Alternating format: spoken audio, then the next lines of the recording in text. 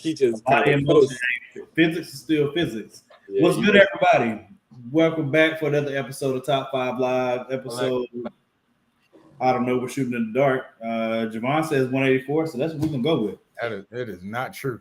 Yeah. It's not accurate. That's what he put up there, so that's what I'm going to go with. This week, our topic is going to be, I'm going to go ahead and say that before we get into the weeds, top 5 movie scene stills of all time. Scene stealers. Yeah, I don't know why you're saying it's so difficult. Because scene stealers could. I was trying to clarify. Movie? Are we talking about movies? Are we talking about TV shows? Are we talking about the character? Are we talking about the actor? You know what I mean? Like all of those things make a difference. I did not find this to be a particularly easy list to put together, to be honest.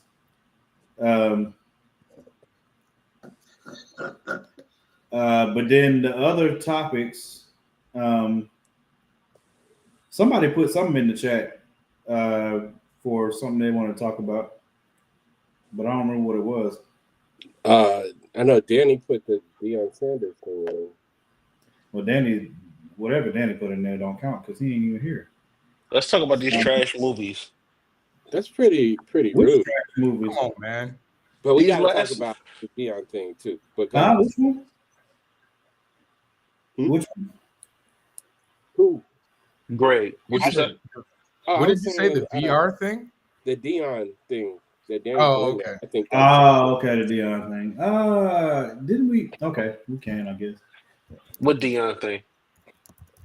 He came out and he was talking about the process. So remember a couple of weeks ago when they came out and they were saying that the Ravens wanted to draft Sheuder, and he was like, nah. And then there was a whole bunch of people that was speculating. We were speculating in the chat. Like, is that really true? You know how so many things are fake now. But then they pulled out a video of Deion explaining that they got calls from the Ravens, the Eagles, and the Browns. And apparently Sheuder was like, I don't want to sit behind Lamar. I want a chance to play. So I get it, like from the competitive edge, but at this point you have 3 teams that are interested in you. 2 of them are like good teams. Some of the best organizations, really solid, like cream of the crop organizations. Some of the best organizations, and you want to go. Like, I just don't like once you get to the point where you're in the 5th round. I think we all know he was supposed to be a 1st round pick, but you get to the 5th round. To me, like nowhere you go, you're going to be a starter. So it's like, would you rather go sit behind an all-time great quarterback, or go sit behind Joe Flacco and Dylan Gabriel? Do you think that was his plan to sit behind? I think I understand his perspective. Like, no, I got a better shot at starting and making something happen if I go to Cleveland as opposed to sitting behind Jalen or homeboy Jamal. Lamar. So I said Jamal. Yeah, no, I get that. But my thing is the way the landscape is now, and it's weird because I'm not crapping on Deion for representing Sheuder, but I feel like if he had like real agents in place, they would have been on the phones. They would understand already. You gave Kenny Pickett a contract. You got Flacco coming back. You still got Touch Me, Tease Me on the roster.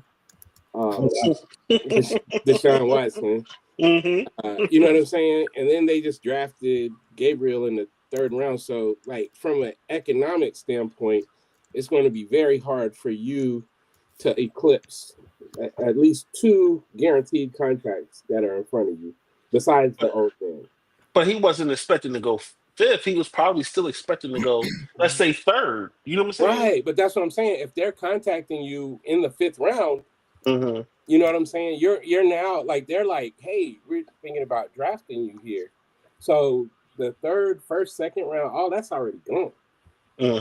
Now, I guess the point that they don't clarify is at what point did they contact him? Right. because then I could see it. Like if it's early rounds, but like Deion, one of the things that bothered me, and I love Deion. Me too. I stick beside him, even though he abandoned HBCUs. You know, I stick beside him. But I was bad about that, but I understood. But the interesting part of it is the part where he said he doesn't want to be, playing behind Lamar for 10 years. That's not how NFL contracts work. And then what was the other part that bothered? Oh, the part where he was saying, he's a competitor, and he said he looked at the guy and said, how many great players, started off on the bench? Like how many great players got great from not playing? What he said that I thought was funny was how he ended it, because he's not wrong, and he's literally one of the greatest players he's literally one of the greatest players in two sports. So I ain't gonna question him too much, but he said what he said I can't remember a time I was sitting on the bench and said I learned a lot today. That's hilarious. For him, how many great quarterbacks do you know that actually came off the bench outside of Brady? Outside of Brady, outside of Brady, Aaron Rodgers, Patrick Mahomes. That's off the top of my head. Y'all naming a lot of first rounders, man. Mahomes came off the bench after who? Mahomes didn't play his first season. Yeah. Oh, he did. Okay. Y'all talking about first round picks that know they're gonna be starting. Sheuder should have been. But we're not talking about shoulda. Brady's not one of those. Brady's an anomaly, dog. Joe Montana, that's why I say outside of Tom Brady. Yeah, but I'm saying there was the only stipulation was a great quarterback. Doug Williams, GSU. Yeah, but y'all talking about like anomalies. Y'all not talking about like like if you're a quarterback, you want to play, you want to have the ability to be able to beat out the starter. Yeah. You're not going to beat out the starter. Unless you knew, like, okay, the quarterback, this is going to be our last year with this dude. Yeah. So we got to put somebody in development. You know what I'm saying? Maybe that's what he was thinking with, like, Flacco. Go ahead. Yeah, but that's not. The last time we talked about this, I said the same thing. Like, this process got complicated because of who Sheuder's father is, because of what Deion said before the draft came. And honestly, it was those two big things. But I think when the things that Deion said exacerbated things, because he did make it very clear, if you think that I'm not getting ready to sit with my son, I'd have been around these teams, I'd talked to these teams, I have relationships with teams. If you think I'm not going to control or tell him where he should and shouldn't go, you got another thing coming, whatever. If you're setting that precedent and saying that you're setting that precedent, of course you're going to set people's teeth on edge when it comes to the draft, because they're going to be like, well, I would be looking at him on talent, but shoot, suppose we're one of the organizations that Deion don't have no respect for. But that's a different conversation, though. Right. It's still a part of it. That's not. It is. You want to know why I'm saying? So if anything, he's acting like his son's agent. Like, no, I'm gonna tell him where I think the best joint should go, and the father should. You do offline. You should do that offline. You don't do it in the meeting. This is a very similar conversation to LeBron and Bronny. You don't need to go to the media to do that. We all know you're Deion. We all know you got. Did he go to the media? Media came to him. I mean, he said it on camera, like he was talking greasy, like he was not being light-handed when he was saying this. But was this before after he got drafted? This was before. This was this was before the draft. Hold on. This was before the season, like Sheuder's last season at Colorado. Like he came in, he talked about not just Sheuder. Wait. What are we talking about? Are we talking about the video that y'all just posted? No. Deion said this stuff. Like before, that's what I'm saying. That's a different conversation than a quarterback deciding, hey, I want to go to a place where I got the best opportunity to beat out myself. Beat out the competition. Hold on, let me finish. You're right. If you're gonna go to Baltimore or you're gonna go to Philly, you're not starting.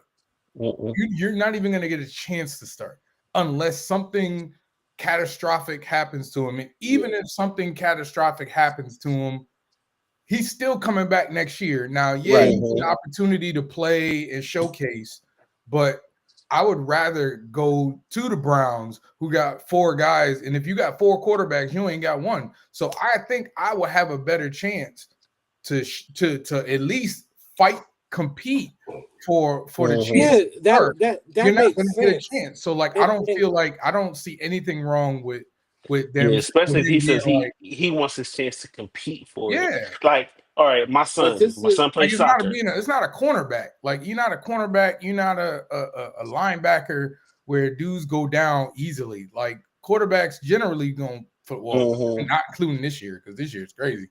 But 9 times out of 10, quarterbacks gonna play. Yeah. So I wouldn't want to be behind Josh Allen. Nah, man, put me behind Flacco. I don't think he's gonna last another season.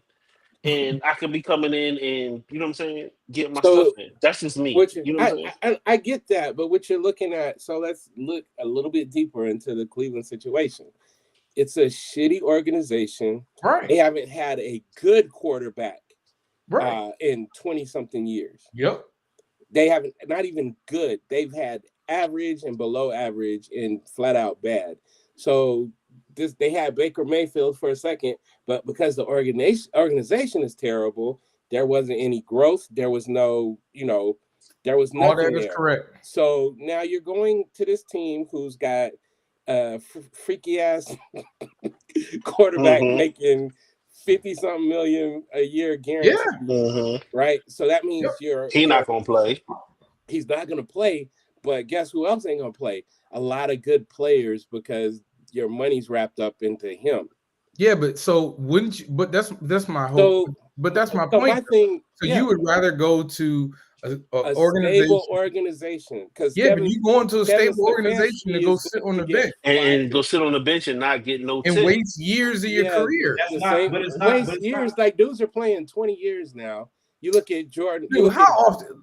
Again, you talk about outliers, man. Like, most quarterbacks ain't playing 20 years, like starting and playing like 20 years. There's a lot of guys that are playing a lot longer. Matthew Stafford. A lot longer is fine, but you also talk about like Hall of Fame players, though. Listen. Yeah, but if you think you're that, like 2 years of sitting on the bench and developing isn't going to kill you. We see it working with Jordan Love. We see Jordan Love was a first-round pick, y'all. Come on, man. It doesn't matter. First-round pick. What are you talking about? Jordan Love was a first-round pick. George should have been an all-time great. Morgan, you keep saying shoulda. I'm not talking about shoulda. Shoulda, woulda, coulda. Like, you keep saying that like it means something. I'm telling you that all of it is related. My point being is, if I'm it's a lot different. If Sheuder was going to be a first-round pick, let's say. I'm trying to first round pick should be wanting to play. I don't care early. if it's a first round pick, second or fifth round pick. If I got the opportunity to start on this shitty team or never play on this winning team, if I'm a competitor, I'm going to go play on the shitty team and try to ball out. And right now you're QB3 on this shitty team, and that you compete. But now that's a systematic thing. Like, all right, they didn't want to do it. I want to take my shot. I got a better shot at doing it. Like, okay, listen to me. So my son plays soccer. Freshman year, he had never played high school sports, or he had never played organized sports. He just wanted to play soccer. He always just played with his friends. Mm-hmm. He starts playing. The goalie went down. Coach was like, "Hey, I need somebody to volunteer to play goalie. Chris, will you mind playing?" He's like, "Yeah, sure." He played the whole time on JV goalie. At the end of the season, coach was like, "Hey, you really improved over time. I appreciate you stepping in." They gave him most improved player and everything because he never played the position before. He had never played sports before, so he's going in blind. Coach was like, "Hey, all right, sophomore year, I can guarantee you a starting spot as goalie if you want to play." He was like, "No, I want to be a striker. I want to compete to be a striker." He was like, all right, you're going to have to show out and try out, blah, blah, blah, blah. That's what he did. I got more respect for my son saying, I want to compete to play this position as opposed to having this guaranteed spot over here in this position he didn't want to be on. You know what I'm saying? So that's what I'm looking at. He's like, I want to have a chance to compete. I got a better shot at playing against this old motherfucker as opposed to playing against these starting dudes that I know I'm not going to get no tick from. And you still third. But you also got to look at it this way. Hold on. I still respect. Hold on, because I just want to. This is why I say that being a first rounder matters. Number one, from a financial perspective, if you're a first rounder, you're making first rounder money. Sheuder was what, fifth? Fifth. He's a fifth rounder. He ain't making first rounder money. He got more money than dudes in the first round. Hold on. If you're a first round quarterback and you're sitting behind an established player, you're being developed, but you also know my time is gonna come. You don't know that. You do. You know more than likely your time is gonna come. Aaron Rodgers sitting behind Brett Favre was frustrated for what, 4 years? And you know what? But and what happened? Frustrated. What happened? It was almost time for him to what go. Happened? It was almost time. No. What happened? Nigga, let me tell you. What happened? You asked me what happened. Dame dashing me. Don't Dame dash me. That's what I'm like. But even then, the Eagles and the Ravens, they're gonna pick them up. But they still expecting those two people to still play. Right. It's not like he was with the Titans or another team where they needed a quarterback. They're still in this position because they know homeboy touchy-feely ain't gonna be playing it. He out or whatever. Nick James is killing me. Flacco old. So even if it's like, hey, Flacco old, we don't gonna get one good year out this mug because he could get hurt. He could just go ahead and retire or whatever, or he could be trash and we're gonna get rid of him. So that's how they. I think that's how they looking at it for next year. Who Cleveland? You know what I'm saying? Bench too, by the way. Yeah. So you can waste a year in a bad organization. Okay. But you also, if you're a fifth rounder, you could get cut like that, though. Exactly. You're not getting cut like that again. So you get it. I respect. I get all that. I just respect his. So do I want to go to again? So I'm a fifth round pick. I don't need the money. Sheuder doesn't need the money, so we can throw the money. I want to play. I want to play. You want to play. I get that, right? But you're a fifth round pick. What happens with fifth round quarterbacks? You're going to get fifth round minutes in practice, which is barely any looks. He never got to play with the first team. Barely got to play with the second team. You think he was going to be you think he was going to be the backup, the first backup? He didn't get a fair chance. Did you? No, stop saying shoulda. Do you think he would have been the first backup? What? Okay. Wait. You think? Are you telling me that you think? No. Did you watch? Did you watch Sheuder Sanders play in Colorado? Did you watch Sheuder Sanders play in Colorado? What does that have to do with this conversation? Why are you yelling? I don't understand what that has to do with the conversation. What does that have to do with the conversation? Did you watch Sheuder Sanders play football before? Yes, I watched him play. Yes. What did you think of his talent? Your blood pressure going up, Morgan. Did you think he was a first round grade quarterback? It's going to help you. Did I think he was a first round? I honestly do this. Morgan, do this. No, your blood pressure going up. I'm telling you, it's going to help you calm down. Be great. No, because you keep saying shoulda. Waiting 15 minutes to talk at all, and he's still interrupting me when I. But you keep saying shoulda. Why you keep saying shoulda? Because I keep telling. I said 10 We're not talking about shoulda. Devon, let him talk. Devon, let him talk. Let him talk. All right, let's talk about. I said 10 minutes ago. All of it is related. All of it matters. Go ahead. Let's talk about the hypothetical and the fantasy, and then we'll come back to the reality. Okay, so you tell me what the reality is. No, go ahead. You asked for the floor. We're gonna give you the floor. ISO on more. ISO on more. Thank you. I appreciate that. All of this stuff matters. Sheuder Sanders had first round talent, right? The only reason he ended up going in the fifth round, it wasn't because of his talent alone. Everybody knows that.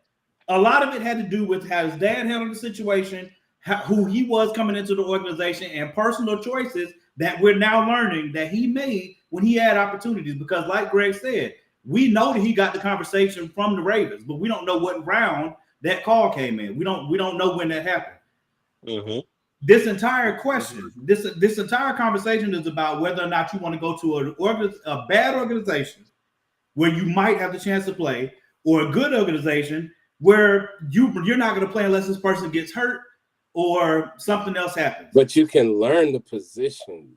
Learn the professionalism. The point that I'm going to is the same as what Greg is saying. We have seen countless times very good NFL, if not great NFL quarterbacks that sat behind a quarterback that was in front of them in a great organization. And those quarterbacks have better careers by and large than the quarterbacks that go to trash teams with trash organizations and end up starting. That's a fact.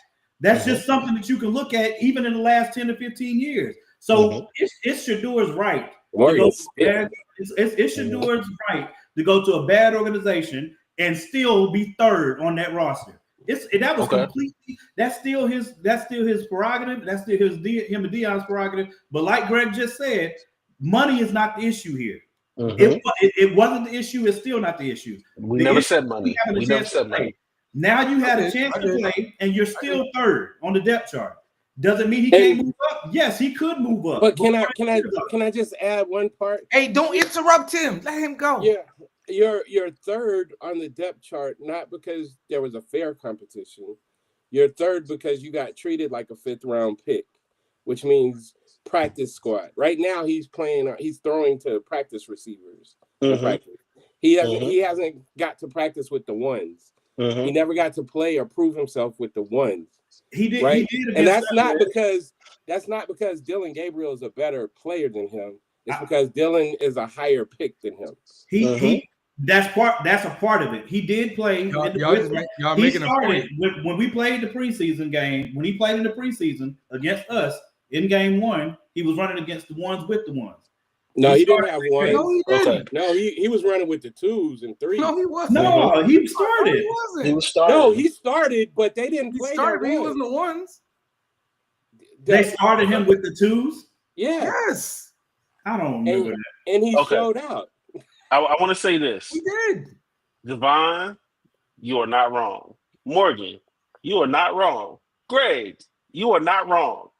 Everybody can have their own opinion, and there can be a duality.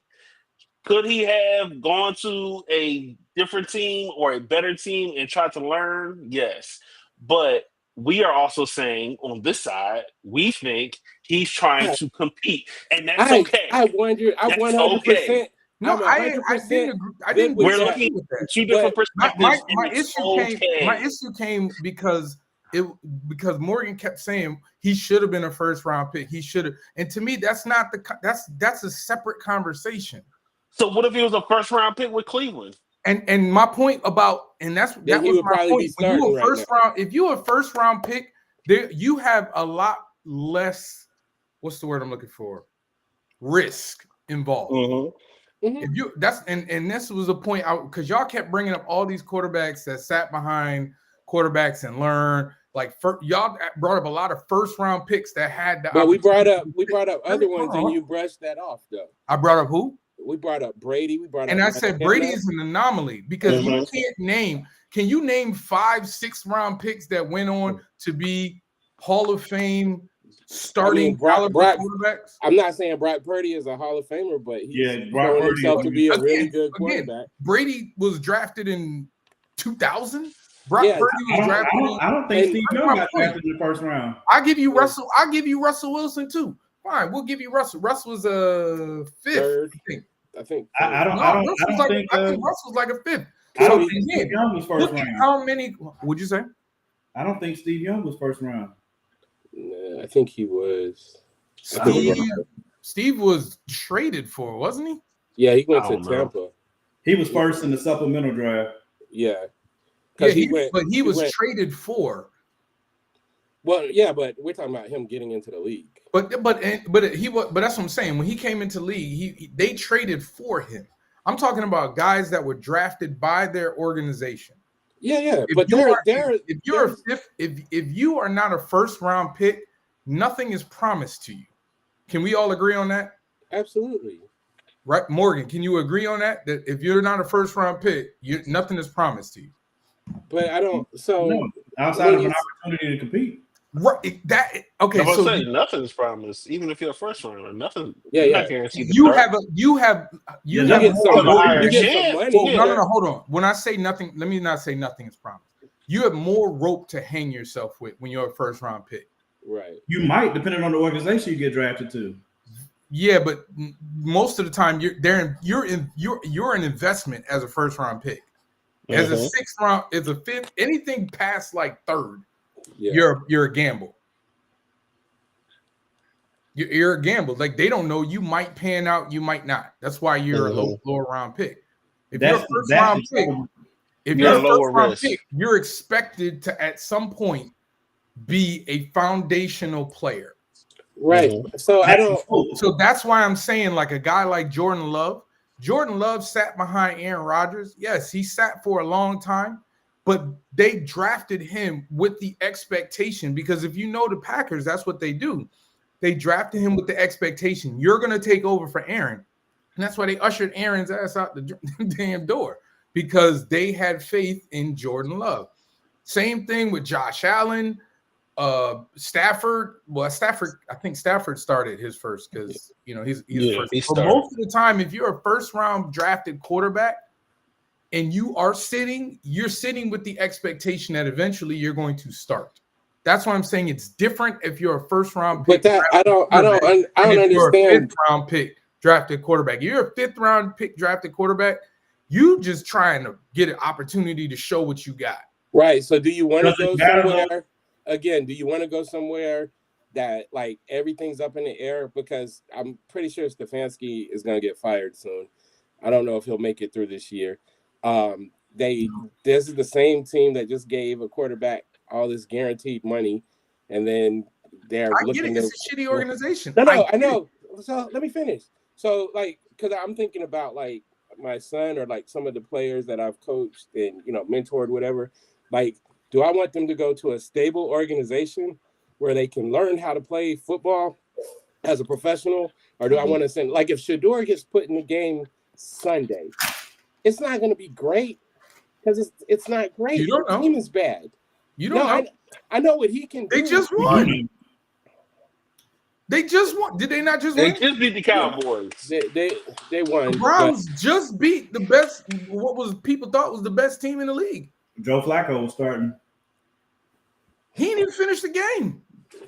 Yeah, I mean, it's not like there's still a. I mean, but no, you said if he started, they're not a good team. It wasn't going to be good. And I'm saying you don't know that. Offensive stats of the game, if he like, thinks he's good enough, it's not about what you think. It's about. But it is based off what you think. If you think you're good enough and your ass is still sitting here in the 5th round, you might need to. But again, that's a different conversation because that's a different conversation. We already agreed that there were outside circumstances involved. He has no control over where he gets drafted. Yeah, you don't have any control. But these people just told you we don't think you're a 1st, 2nd, 3rd, 4th pick. And half the teams in the 5th round ain't picking you either. So it's time for you to maybe look at yourself and figure out what's going to be the best way for my career overall. If you want to get in a game, and play and get the shit knocked out of you this year, good luck. That's not. But he probably thinking, you know what? I'm better than Flacco. I'm gonna compete with him for that start. But you have, but you're depending on them to allow you the chance to compete, and they didn't do that. And for a 5th round, it's not just a regular 5th. He also got hurt too, though. Yeah, he got hurt for like a week. Everybody in the camp got hurt for like a week. Yeah. That's why they had to bring in a number 5 quarterback. Yeah, I understand why he. If that's the case, I get both sides. I understand that. I just like I would. If you're a 5th round pick, all right. Let me go somewhere that wants you. That's going to be able to like develop you, instead of going somewhere that's proven they can't develop a quarterback to save their life. What if? Oh, he played the whole game. Okay, I like that. I like that point too. My bad. They ain't got nowhere. They ain't ever developed the quarterback. I get that point. Like too. It would be different if it was Green Bay or somewhere. Because what if he did get drafted? What if he did get drafted by? Let's say he did get drafted by Baltimore. They put him on a practice squad. I mean, you're on the practice squad now, but you're on the practice squad. That's what I'm saying. Like you're on a practice squad where you can sit and watch Lamar Jackson prepare. where you can learn, you can pick your brains. You got Ozzie Newsome, who's like by far, if not the best general manager. Ozzie ain't there no more. Of all time. Yes, he is. Ozzie ain't been there. What are you talking about? That's what he was at the game last night. He's not the general manager. He still like works. He's with the organization. I don't know. I don't know the organization stuff. I just know. No, he's former general manager. He's so executive vice president. Right or wrong. He's a what? He's an executive vice president. Right. He's still with the organization. His fingerprints. The disagreement is whether or not, because that's like Ryan Mallett. Like Ryan Mallett was drafted, I forget, it was the second or third round to the Patriots. Sat behind Tom Brady. Nothing. He wasn't that good. Right. But I'm just saying, like, but we don't know if he is that good.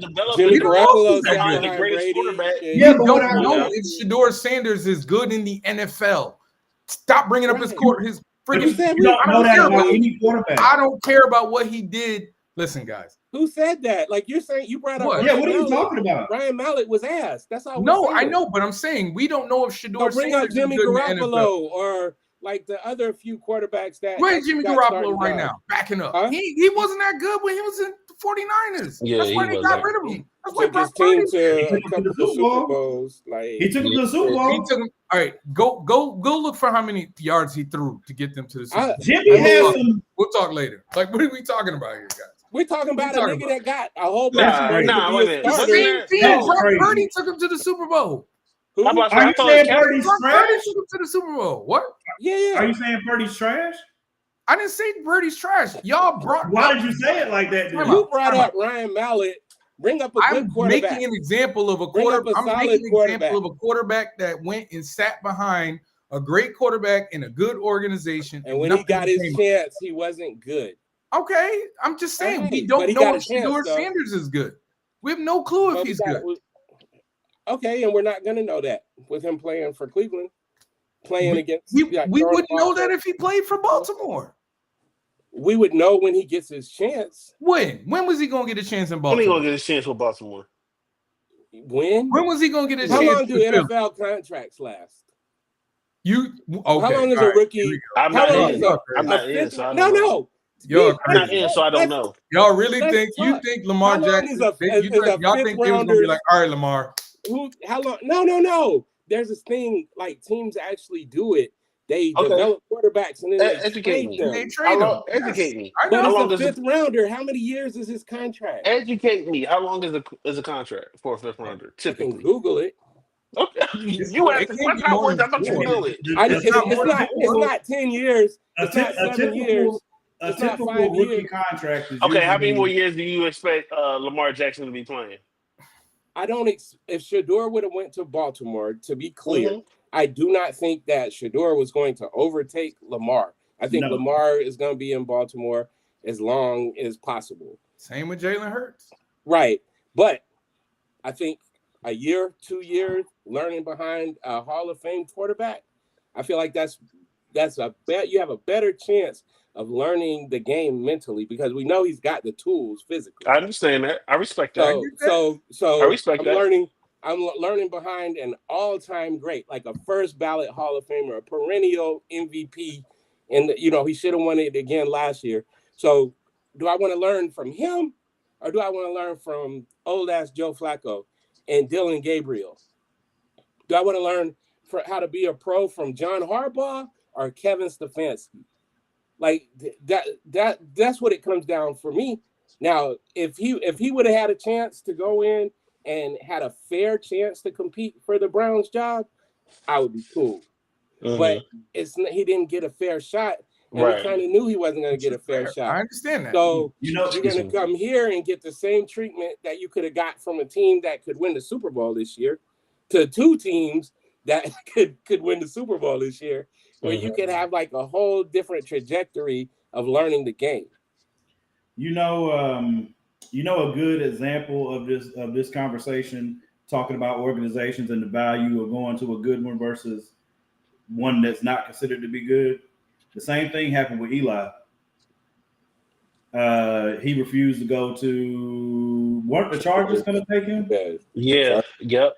I think the Chargers were going to take him, and he refused to go. He was like, I'm not going to go. Yeah, and it was strictly because Archie didn't want him going to that organization. He didn't want them playing for him.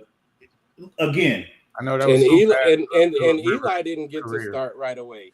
There's a bone. There's so bad for Phillip Rivers' career. I also, Javon, you were talking kind of spicy about Garoppolo, like he wanted a solid quarterback, and he definitely was. I just looked at his numbers just to make sure that I won't tripping, but he had some really good seasons as an average quarterback.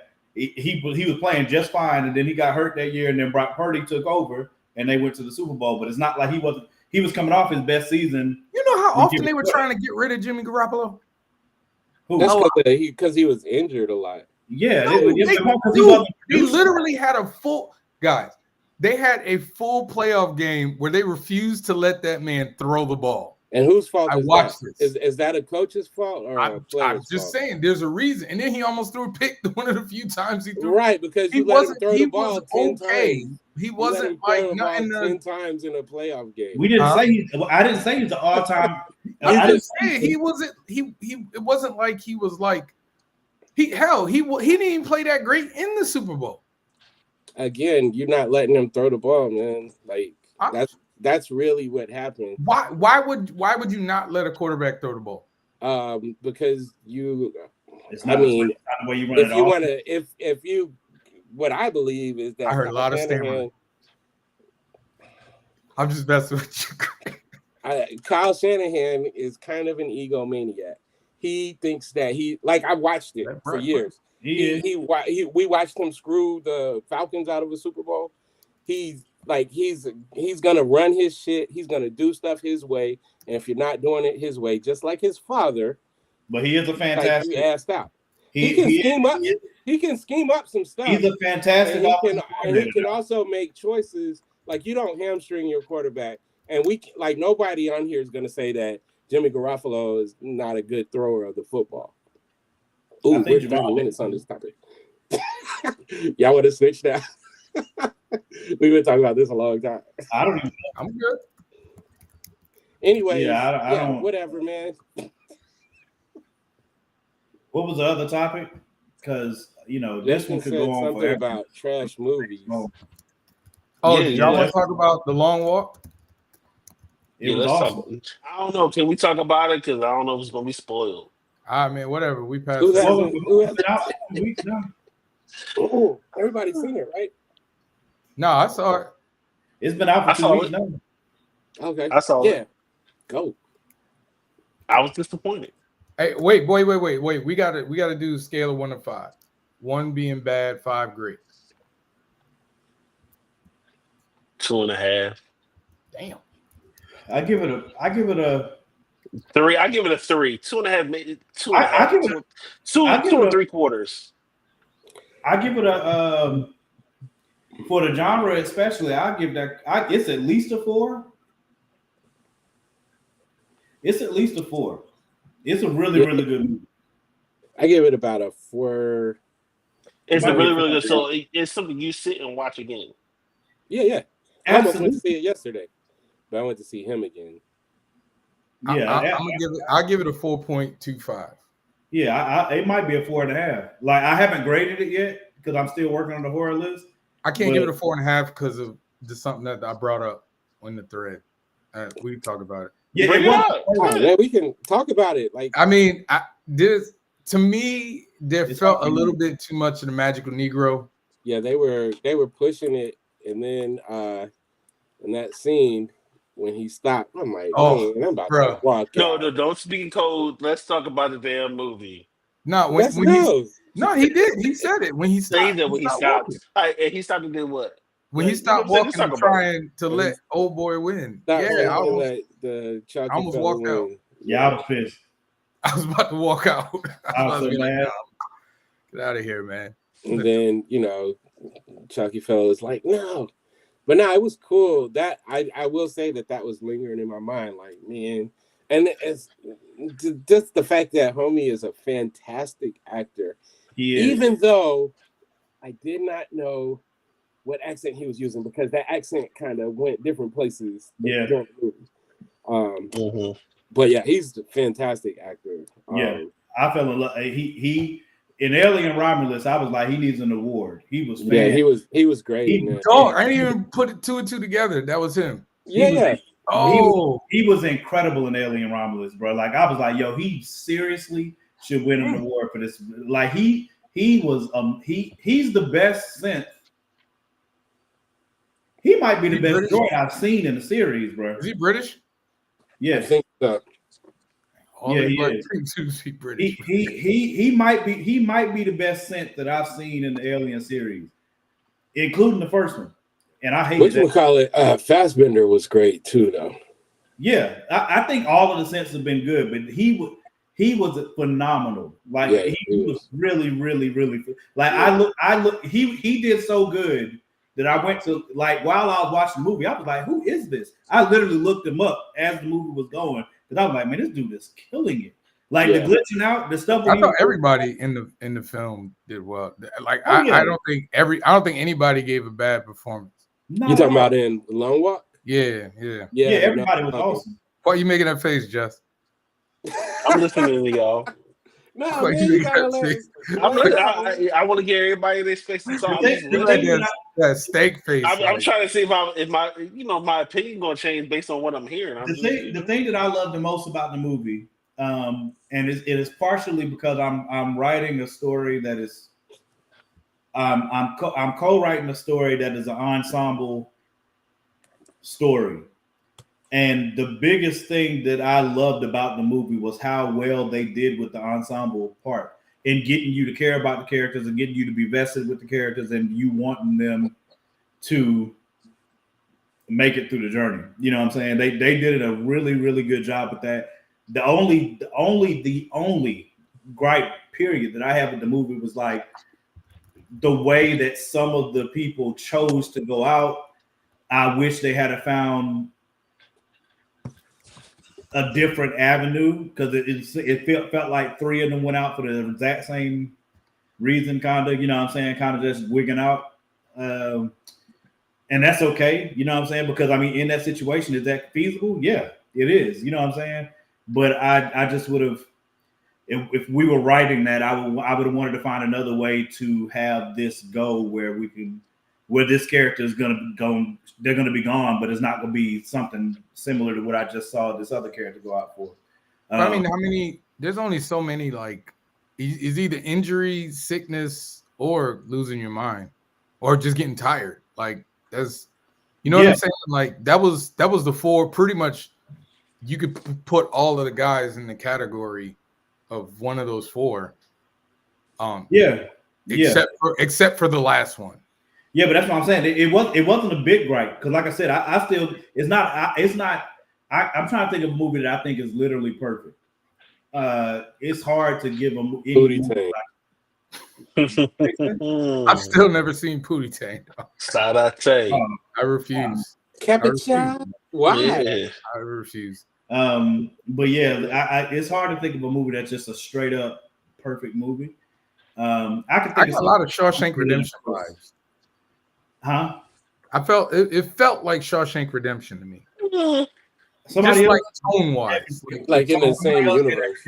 Yeah, like it could have been the same universe. Yeah, somebody else gave similar comparison. I can't remember if it was Frankie or Straw Hat. One of them said it. Okay, but yeah, like I said, I think it's an ensemble film. It was very well done. The end is the other thing. Those are the two things that I was like, yeah, you know what I'm saying? But I still enjoyed the movie. You know what I'm saying? So, very good movie to me. Am I the only one that felt like he didn't actually walk off, that he got killed? Yeah, I feel like in my brain, he definitely should have been killed. No, I feel like he got killed, and that was him walking off was like. Yeah. It's like I almost want to read the book. I've heard that it's had quite a few people want to read the book. Because they say the book ended differently. They always do that to Stephen King, man. I mean, if you're like a big fan and you already know how it ends, yeah, you don't want to do it the exact same way. Yeah. Which I will say, Long Walk almost threatened my favorite Stephen King of that adaptation. It almost ranked my top one, but it did not. It's still number one for me. What's your number one? Dr. Sleep. Oh, hell no. That's my favorite adaptation easily. Oh, your favorite. My bad. Yeah. I was going to say, I don't think there's a better adaptation than Shawshank, man. That's the best Stephen King. Honestly, The Mist is right after it for me. I love Shawshank. It's one of my favorite Have you seen Dr. Sleep? Yeah. Dr. Sleep is good. I like it. Dr. Sleep is one of my favorite movies, period. And as an adaptation, that crap was Dr. Sleep is I don't want to say markedly better than The Shining to me, but it is one of the few occurrences of a sequel being better than the original, in my opinion. The Shining is iconic. Obviously. I couldn't even bring myself to compare them because The Shining, what it did for horror in the genre. Oh, no question. No question. Like I said, like when I have to go through these rankings, because I'm really pushing to get everything done so that like October 1st, I'm at least starting at number 100. So like this week, I'll be pushing myself to like actually rank them, but which seems impossible. But are you putting this as horror? What? The Long Walk? Long Walk? Yeah. I don't feel like it was horror. They have horror. Like we was like when we talked about that in the group. When we left the theater, we were asking, "What is this movie?" I think horror has expanded in ways that I think you could watch Get Out and don't say it's horror. They promoted it as horror sci-fi. So that's what I'm saying. Like you could say we were debating online about. I asked about Predator, but we were also talking about Alien. Like, is Alien horror? Or is it just sci-fi? You know what I'm saying? I feel like The Long Walk is just suspense. Yeah, I'm just saying that's what they chose to market it. Yeah, I don't see horror from it. I see there was some horror. Like the horror is is the situation. I mean, it was gore. Like that's about it. Hostile. I was gonna talk about the dude. Hostile horror. Oh. I was like, I ain't coming for this. They did it like 2 times. Right. Like, come on, man. But the first doodoo was that crap was crazy. It was just a lot, man. That was the epitome. Yeah, outside the first one, and all the rest of it seemed just regular. Yeah, but that was just come on, man. I need to hear what Just Stick, man. Come on. Yeah. All right, I'll start off with the positives. I like the idea and the premise of the movie. And I can appreciate the production because you had to keep someone's attention of just some people walking. Yeah. True. That's about it. That's about it. Okay. I'm just like, okay, I'm one of those people that think realistic approaches to certain movies. So if it looks real, if it looks like it's going to be like a real thing, not like sci-fi or something, I'm going to be looking at it from a realistic approach. And part of my own realistic approach is my personal experiences with walking. Like I had said to y'all, I had did the Baton Death March when I was in, or the Manchu Mile when I was in the military. I still actively hike. I'll go anywhere from as little as 12 miles to about 20-something miles or whatever. So I'm just like, they walking nonstop, 24 hours a day, no rest other than the moment they gotta tie their shoe or squat and take a poop. And no, I was just like, it just don't seem realistic to me. Don't get like it twisted. You're going to get physically, mentally, tired even after like the first night. Yeah, it won't take 24 hours either. It won't take 24 hours. And your shoes, like, you know what I'm saying? I was just looking at and you're maintaining 3 miles. Yeah, and you stand 3.5. Right. Yeah, so I was just like, I was like, you can't even like run up and then just like sit and wait for them to catch up and then like go again. Like it was just, you know what I'm saying? Like it just didn't make sense to me. You know what I mean? Don't get it twisted. I like when I watch it from those aspects, which makes me not like it. And then I'm like, okay, they only had like 3-4 guards on a joint. The truck had a camera and a guard and a driver. So essentially like three people. Buddy went, grabbed a gun, shot one. Like, why they just ain't do a coup and fuck all of them, man. Like it just didn't. All this stuff They didn't want make the sense. money. I get it, but yeah, they weren't doing it. Yeah, it wasn't like a punishment at this point. Fuck that. I'm just. But it wasn't a punishment at that. They wanted the money. Yeah, they like it was. It's like when the Indian bull grabbed the rifle, shot Buddy or whatever. Right. Yeah, he wigged out though. But what I'm saying is, everyone knew that your life was on the line. At some point, you don't want to die. I'm about to kill this dude. Hey, so it was still like 20 of them. Hey, we just need 5.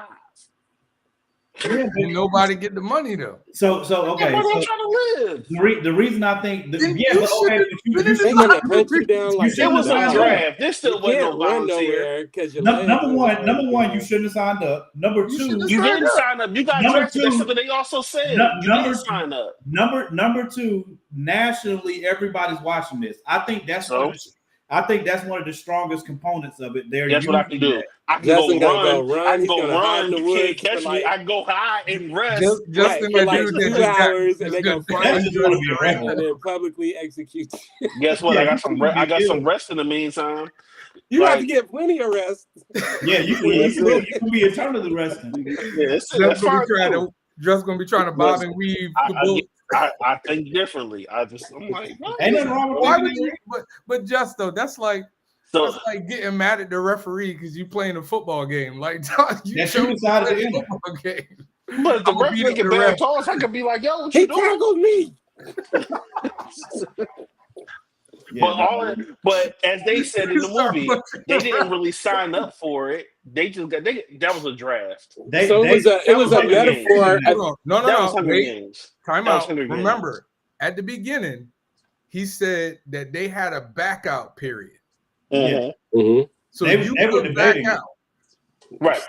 So that's why. That's what I'm saying. Like it was a draft. So you went into it thinking it was a choice. It was a choice because the mom, when she was dropping him off, she was. I seen all that. But even then, a lot of they was even saying then, like, you really ain't got a choice. They still they said. What did he say? He said, they say that it's not mandatory, but everybody signs up. Everybody so it was just like making. So the movie, from what I gathered, it looks like, and based on the time that it was written, it was kind of a metaphor for people being drafted to go. Yeah, to me, it was a draft. Yeah. So no, I like from that standpoint, I was watching it. Like this is what happens when you send all these kids to war. You send all these kids to occupy. You know what I'm saying? It's like they're doing something, thinking that this is gonna benefit. And I mean, even if you go way back, like dudes would join wars because they're thinking at the end they're gonna get money. They're gonna get, a better, status of life. When they say riches, they ain't never say how much or whatever. So then this like the first competition, the first dude or whatever that died. Personally, I was like, okay, I wonder who's gonna die or whatever. So that's what kept me, engaged into the movie. But not the first dude. When they was homeboy that teased Buddy. And then he swung, and then he fell on the ground and slid half a block. I'm like, I mean, we saw his punch was not like he's not been trained. He's just a clumsy MF. Like he was still, you don't fall and slide that far off of a punch. You do it for you suck at fighting. You wasn't on a motorcycle. You wasn't even on a moped. You punch and fall, and then you slide. Come on, look. Hey man, I be looking at shit. That stuff makes me not like the movie. I'm just like, okay, that's dumb. He might just be very, very uncoordinated, bro. Yeah, that's fine. But you're not going to slide. My thing is, you can't fight. You ain't swinging that hard for you to slide. Even an uncoordinated person ain't swinging. He looked wimpy. He ain't swinging that hard for him to slide that far on the ground. It just ain't make no sense. He swung from his knees. Right. Well, with all his might. You know what I'm saying? All his might. He was trying to kill him.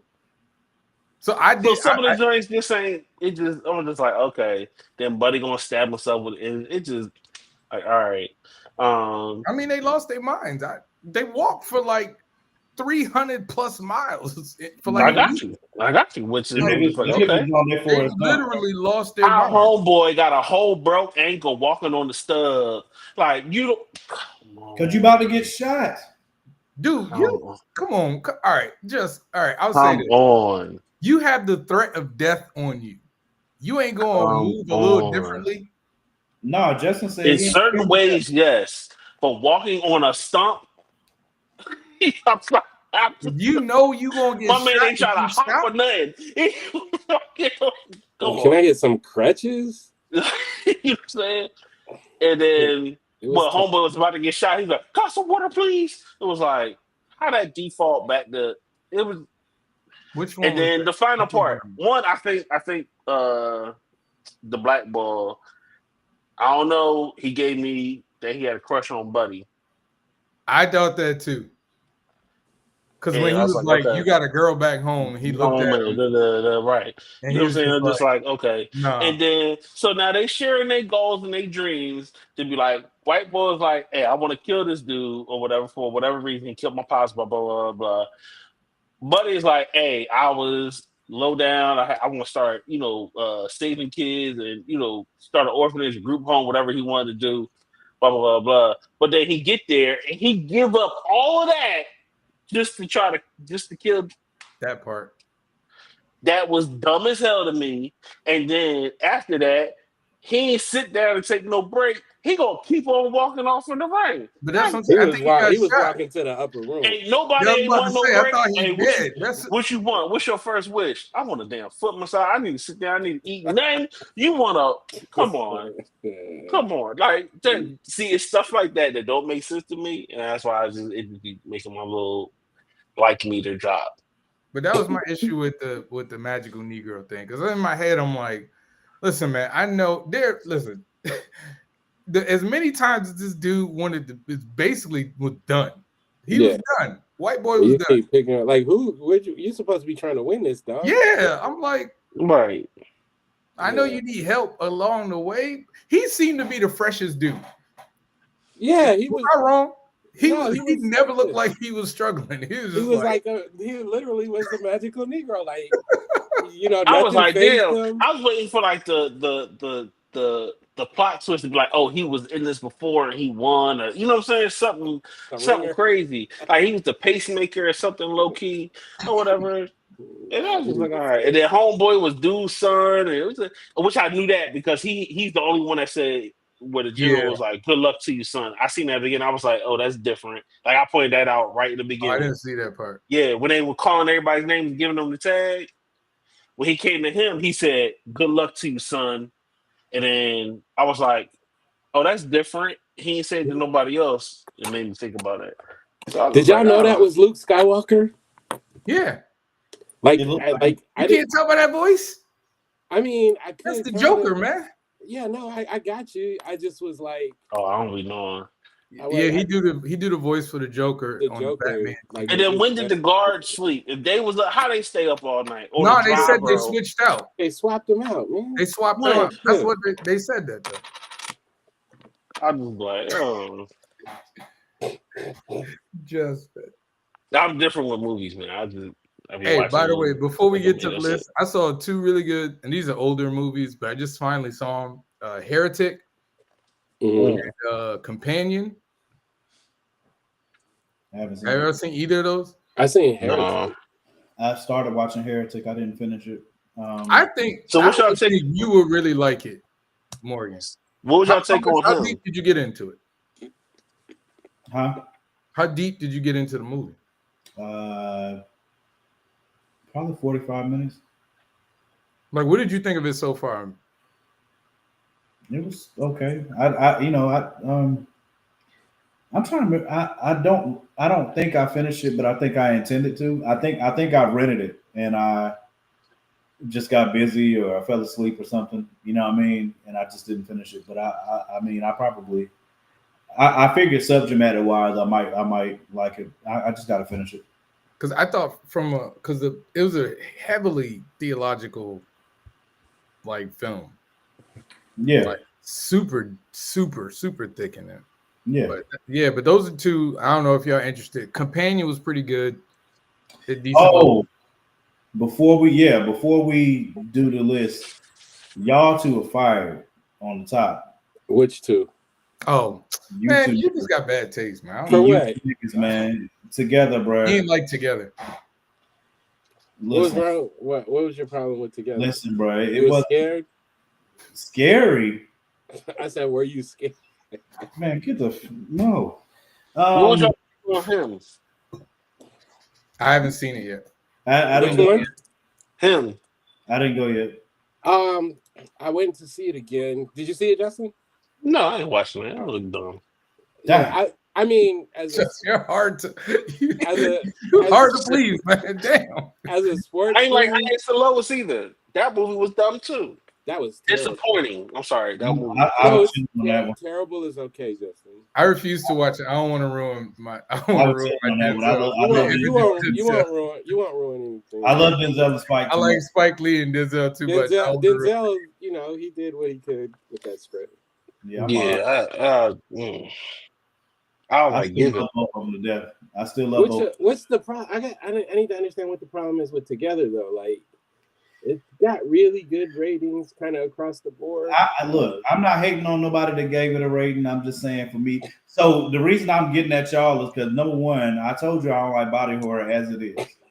I already told you that. You know, see, I knew you was gonna laugh. You know what? I freaking hate you, man. I told y'all I hate body horror as it is. And y'all were swearing up and down, bro. I'm telling you, it's really good, man. I'm telling you, it's worth it. Blah blah blah blah blah. So I'm like, all right, man. My nigga said it's worth me watching it. I'm gonna give it a chance. And I just watched something else that was similar. Dang, what did I text you about, Greg? God dang it! I had texted you about some other movie. You did do that. I remember. Dang, I texted you about some other movie, and I said, you know what? I forgot you don't like body. That bad. I gave this a chance and it wasn't that bad. So if it's not worse than this, I guess, the joint with Demi Moore. The Substance. The Substance, yeah. I haven't seen that yet. Yeah, the Substance is good. The reason it works, at least for me, because I'm similar to Justin in a way of like, you early on, give me the rules of the world or like what I'm looking at, and then I'll suspend belief. You know what I'm saying? So it starts out with already kind of in a space. Just don't spoil this, man. Yeah, don't spoil it. No, I'm not spoiling. So we're gonna watch it. What movie are you talking about? The Substance. The Substance. I'm not spoiling the story. I'm just saying that it does a good job with initially putting you in the mindset of, hey, this isn't like complete. Like this is. It does a good job of setting the theme so that my mind isn't saying, man, you know what I'm saying, like or whatever, like what Justin was talking about with the long walk, or with the walk, whatever the freaking movie. Long walk. But yeah, so but the Substance was good, and once I finished it, I was like, all right, I'll give it a chance because this crap has some really, that joint has some really gross issue in it, and I said, well, it can't be worse than this, and it wasn't. But while I was watching, I was just like, this is dumb. It like the whole time, and then I was like, but I'm gonna keep watching it. No, I'm not a fan. No, I'm not a fan. Then at the end, I was like, okay, I'm definitely not a fan. And I'm never watching this again. So, but shout out to them for the ratings that they got. You know what I'm saying? A lot of people love it. So, I'm not hating at all on that. So I got a question for Morgan and Javon. So what's y'all issue with supporting Black business? Man, get the freak out of here. What? What they do now? If you're not watching Highest and Lows, which is the Spike Lee joint and the starring Denzel, which we're supposed to have more Black representation in movies and support to help get that, why y'all not supporting it, even if you didn't like it? I have not seen it yet. I will at some point. Right. And when you want to support it. Because numbers matter, especially in the streaming world. You know what I'm saying? It's usually like first week, first month joints. Listen, right. There are some movies that I'm interested in. Wait. Did you just say you're not gonna go see him? Yes, he said it looks stupid. He just said that. I didn't say I wasn't gonna see it. I said you just said I ain't gonna see that. Just said I'm not going. I'm not. Yeah, I bought my ticket twice. I'll wait till it come on streaming. I got my see you full of you messed it all up. I'm always listening. Always.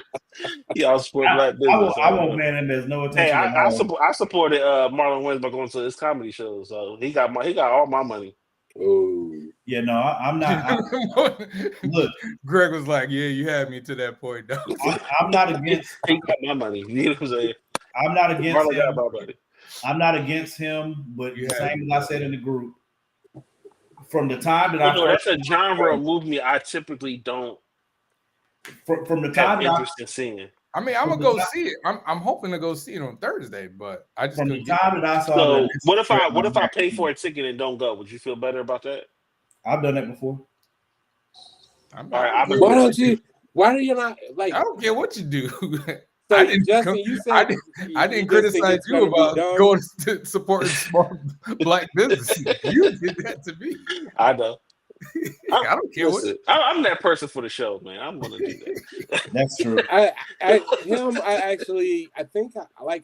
don't care. I liked it. Which one? It's him. Okay. It's heavily metaphorical. Like I could. Is Jordan peeled out? No, because he didn't. Jordan don't have nothing to do with this. His company produced it. Yeah, it's just like what was that other one? Monkey Man. Yeah, it's a different. I liked it. Okay. I watched. Yeah, I think it was all right. It wasn't, but yeah. So it's like heavily metaphor stuff. There's I think I gotta come up with a term for this stuff. I can tell when people are getting their information and their opinions from TikTok because a whole bunch of people be saying the same shit. So there's this thing where they were, I keep hearing people say it's not as smart as they're trying to be. And I'm like, I don't feel like they were trying to like do stuff like super over your head. I can see why certain people would see that, like watch that whole movie if they were locked in and they would automatically hate it because it's exposing like, like the behind the scenes stuff, the bullshit that a lot of entertainers and athletes have to go through. I saw parallels. It was like some of it, it's not super deep, but some of it cuts kind of deep. Like, the parts about, you could be Tom Brady or Montana or Randy Moss, like all these great people. And then when your time is done, they just like kick you out, and then also watching like that dynamic of the young person who has to come in and like I thought about like Luka in a little bit that LeBron has always been your favorite player, he's your hero, whatever. Now you're on the team with him and you're expected to like take over the team from him, so it's almost like putting your idol out to pasture, you know what I mean? So there was some really cool parts of it, like also that part, like if kids, like I know some kids that was like super talented and they didn't even love or want to play, whether it was football, basketball, whatever, but they did it just to because it could get their families in a better place. And so it covered a lot of different things. Some of it, I don't know, they didn't like, some of it might be a little bit hard to watch, but no, I went back to see it again because the first time I just went just to see how I felt, but then I went and like really kind of like took it all in, and it's a solid movie. I like what I'm gonna cash up you $10 so that way your second viewing was my money. Oh man! And then that way I supported black business. These movies, they cost like $18, $19. $12. I ain't doing the popcorn. No, I'm not. That's before popcorn. Greg said, I do premium seating. So I do premium. Me too, bro. To be fair, he said, I got to look. I want the one where the water splashes in my face. Oh yeah, I did that. I did that for the Conjuring. I'm just not like when I saw the trailer. I was like, oh, this is not going to be a movie that I'm interested in seeing. Agreed. So, that's weird because you're a big sports dude though. Right, No? but yeah, yeah, but it's still like a genre movie that was like I can already tell where it was going. I'm like, that's not gonna interest me. Yeah, that's what I'm saying. I'm not speaking down on the movie at all because I'm happy for Marlon. I'm happy for Tyreek. I just from the time that I saw the trailer, Tyrese in the movie? Tyreek with Who that? the main character. All the black people. Oh, okay. I'm just not. I'm sorry. I know I'm wrong.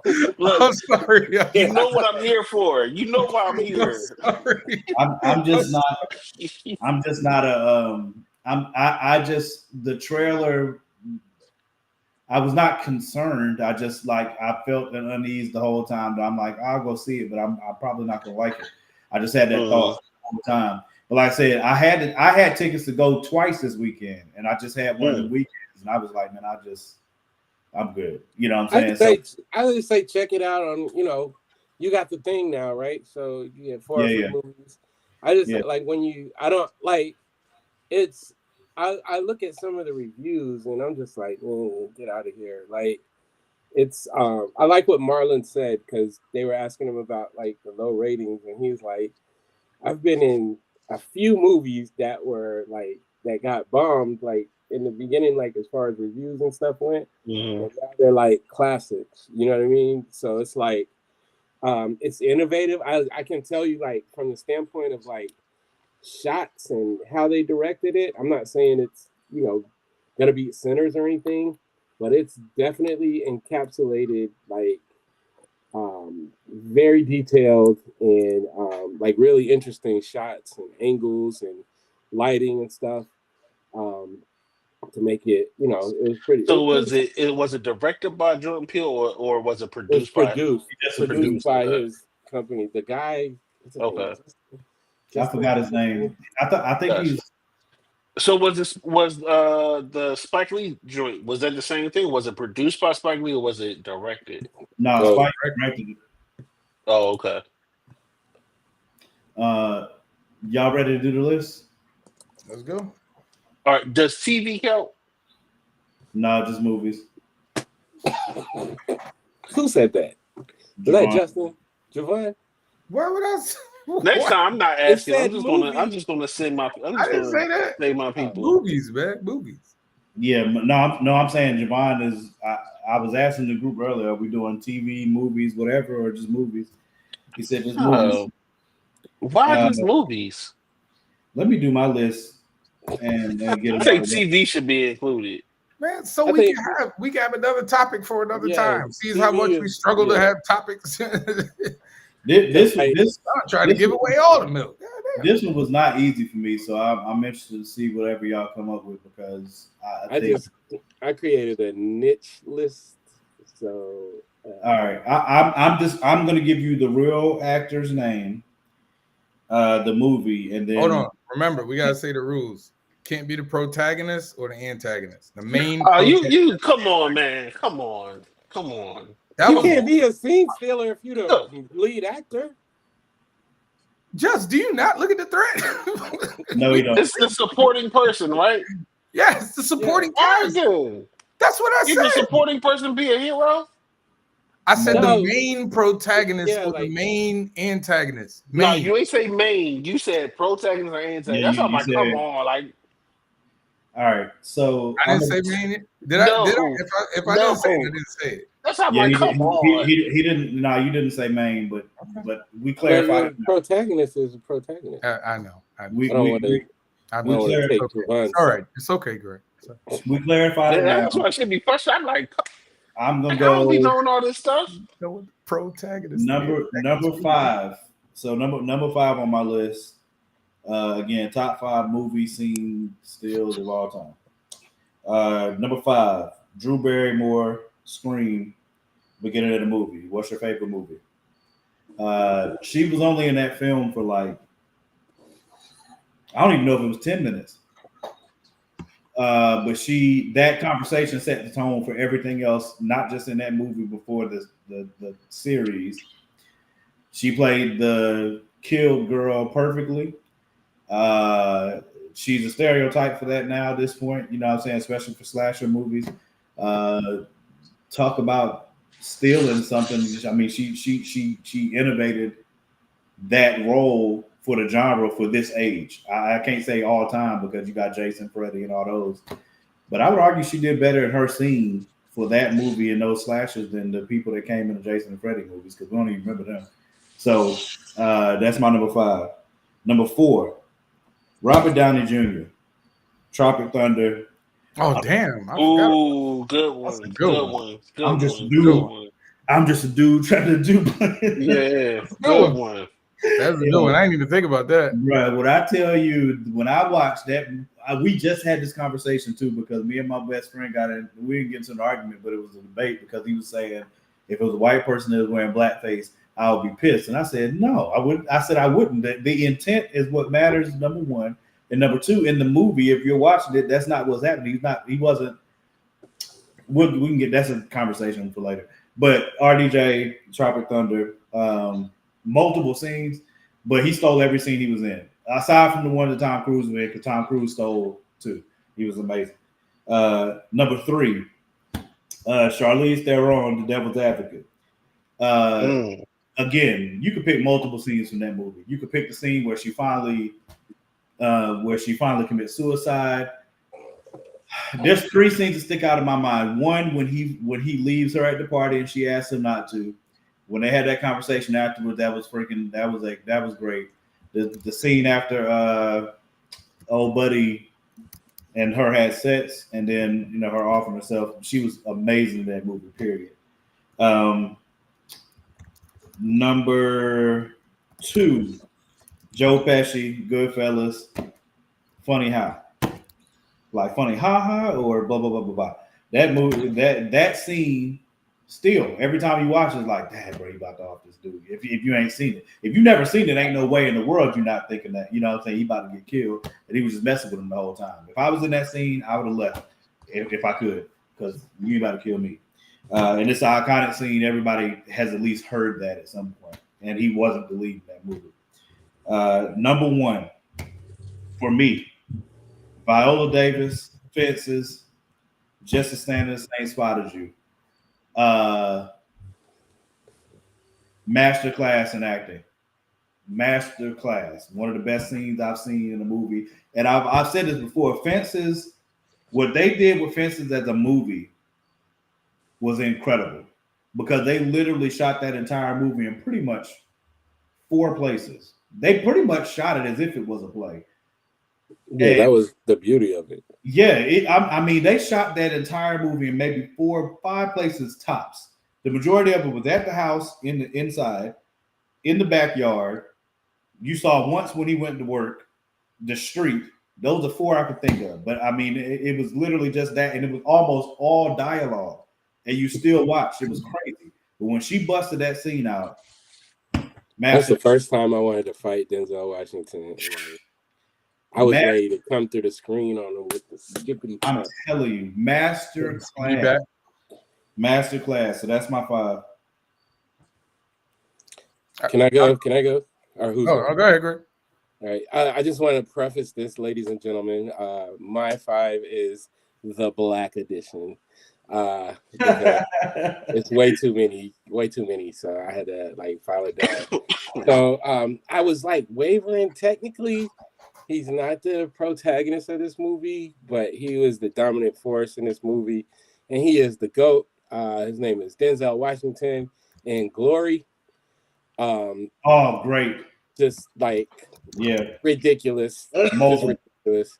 Next, I want to take the guy that was on his way to being the Denzel of our generation, of this current generation, and that is Chadwick Boseman in Civil War. That's part of the movie. Yeah. And I fight anybody who says no. Then I got to go back to my roots. I'm taking Mr. Martin Lawrence in House Party. Every scene as Bilal the DJ was just it pushed him to Dragon breath. Martin you know what I'm saying, the series and becoming an icon. And he really, that's not the first thing I seen him in. The first thing I saw him in was What's Happening Now. But that movie, he really, like blew it out the park. What else? I got John Witherspoon in Boomerang. Iconic scenes. Mm-hmm. Bang Bang is like, we're never the same. Coordinate. Bang Bang. You can't be. Got a mushroom. You got to whoop that. You know what I'm saying? Like lifelong stuff. And then my last one, because I needed at least one woman. I took Taraji from Color Purple, like the recent Color Purple, because once she came on the screen, that was the only thing I wanted to see was her for the rest of the movie. She was fantastic. Okay. Solid. Okay. I'll go. Taraji's everything. Right. This was tough, but I got number 5. I got Terrence Howard in The Best Man. Okay. Karma don't come back on you, babe. Karma don't come back that hard on, baby. Let's see. I know I said that wrong. He can't even deliver his lines as good as you just did. I know he got that draw. Number 4, Jules Winfield, Pulp Fiction, Samuel L. Jackson. Number 3, Cuba Gooding Jr., Jerry Maguire, Show Me the Money. Number 2, Quicksilver in X-Men Days of Future Past. He was only on for like 15, like 10 minutes. And that's part of the film. I considered that one, but I didn't do it because I felt like that wasn't as much him still in the scene as an actor as it was just like that. No, I thought he played it. He played it well. Played it well. And then number 1, I'll Be Your Huckleberry, Val Kilmer in Tombstone. Yeah, he was good in that movie. That's my dog, man. Every scene. All right, go ahead, Justin. All right, so my number 5 is Mr. Chow in Hangover. It's a good one. It's a good one. My number 4, I'm gonna go same. Doc Holliday, Tombstone. Okay. My number 3, Mr. Miyagi, Karate Kid. Okay. All right.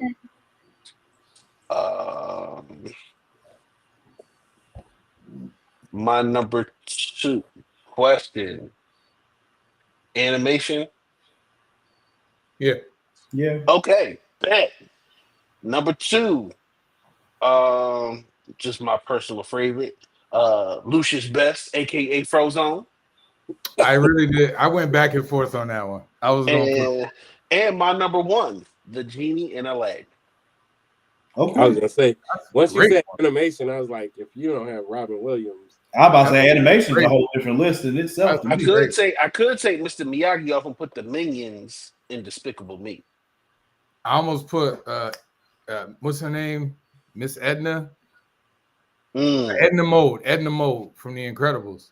Honorable mention: Han Solo in Star Wars and Hannibal Lecter from Silence of the Lambs. I definitely would put Hannibal in there, but Hannibal, he was not the main antagonist, but yeah, it was like too. I'm with you, Morgan. It was too close to me for me to put him there because that's what I said. That's what I said. Honorable mention. He would have definitely been number 1. That's what I said. Honorable mention. So I even wanted to honorable mention Captain Jack Sparrow in Pirates of the Caribbean. Yeah, the first one. Yeah, Hannibal would have definitely been number 1 if I did not consider him to be. If I did not consider him to be the main antagonist, like Buffalo Bill was supposed to be, but that's how I felt. I felt like Lecter was. I felt like Lecter was the. I thought he was the antagonist. Like Buffalo Bill was just an obstacle. I think it was Heath Ledger number 1, but he was the main antagonist. I wanted to, but I was like, I thought about him too. He's the antagonist. He definitely would have been number 1. I've never seen a portrayal of Joker that I enjoyed more than Heath Ledger. Yeah, he is the best Joker ever. Man, what about what's his name? I don't know, man. I still like Jack Right. Nicholson. Man, I watched the first Batman. He was cool. I don't get me wrong. He's number two. He was the standard for Heath Ledger to me. I still like him over Ledger. Nah. Y'all didn't like Jared Leto? Who? No. Man, please don't make me turn your camera Absolutely off. not. I have such a struggle like with Tron coming out, like, and he's like in it, and I'm like, something else. I really need to. That movie don't look good to me. It don't look like I want to see it. Tron though, man. I didn't like the second Tron. Something else I don't understand because Disney can still suck it right now. Did you cancel your Disney? Man, I canceled that crap the same day.